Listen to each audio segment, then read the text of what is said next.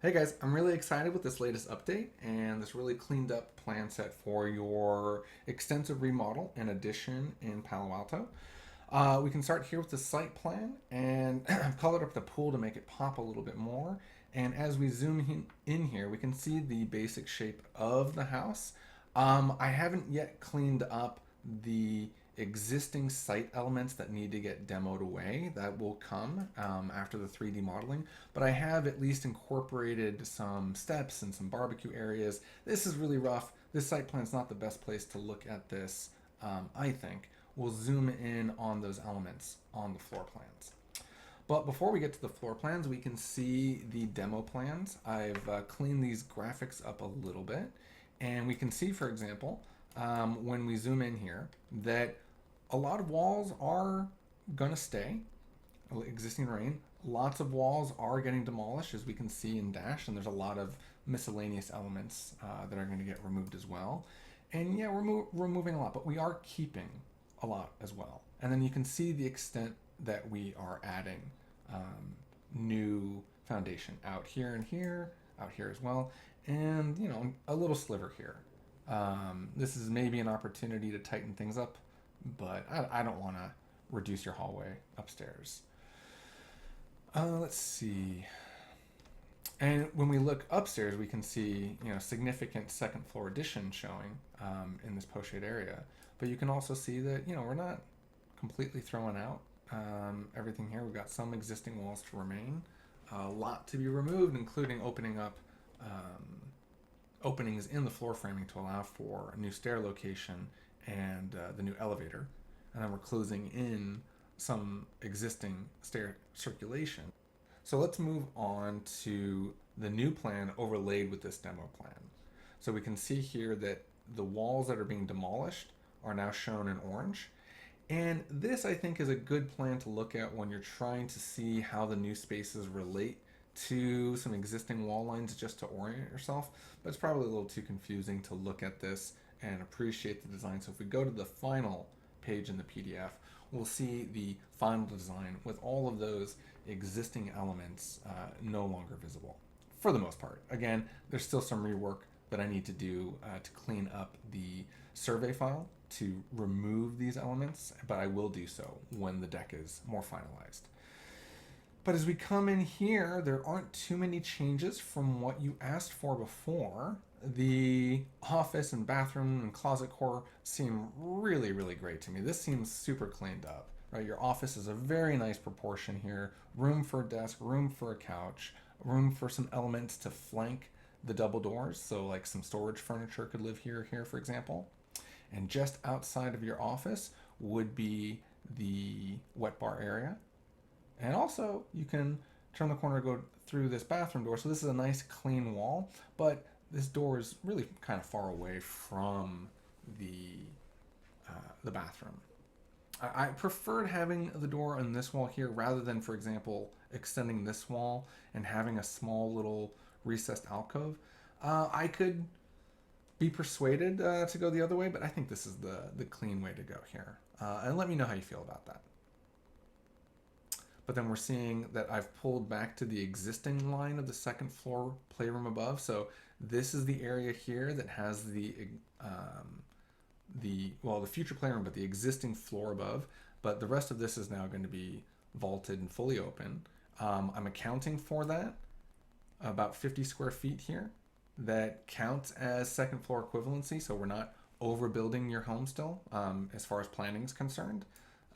But that's still accounted here, and so your total living area will have decreased by that same 50 square feet, just because I'm not double counting that loft extra area that we were building out before. And then as we go through here, I moved the cabinetry here to tuck in against the sliding door pocket, but the TV is still on this wall. So you can back up here to get some more full length, but this large TV won't fit right here very nicely. So I think it's best to keep the TV here. Let me know if you agree with that. I think that covers it for the changes downstairs. I did, like I said, start thinking a bit more carefully about how we might get around for the hardscape, and included a barbecue alcove off the deck.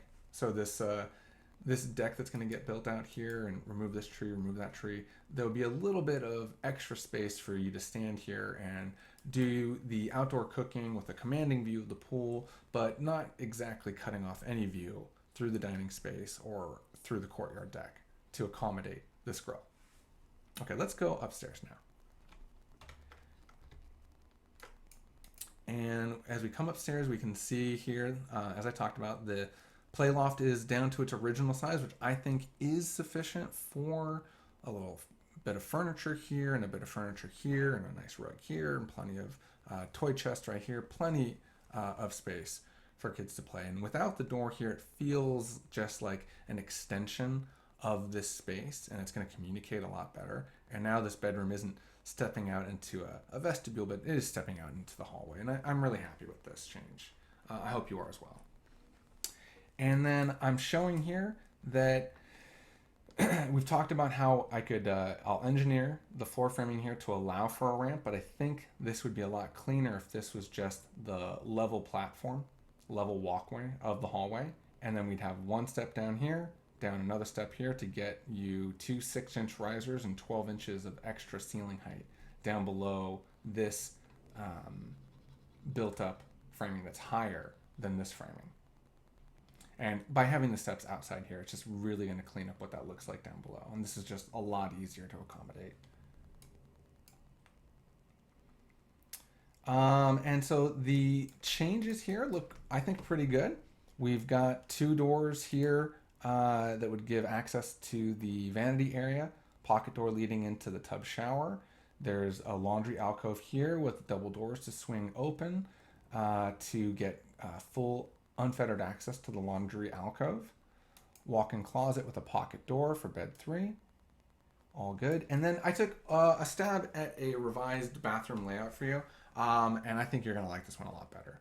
This is pretty awesome, right? So we've got the swinging door like you've asked for, and what I've done here is I've created just a little tiny step in where the the wall with the door is its own wall plane, so the door is centered in this little recess, and then the bed can be centered on this wall. I think that's just going to look a lot nicer. We can look at this again in 3D, but I think this is the right way to do it. And so now the sinks just sort of nestle in that few inches here, maybe 4 inches right there. We've got really wide vanities, a makeup area or just an open storage desk area right here adjacent to a window with the shower behind, the tub behind centered on a big window, and then the water closet not too far away, but still 2 double doors to close to keep any sounds from getting into the bedroom.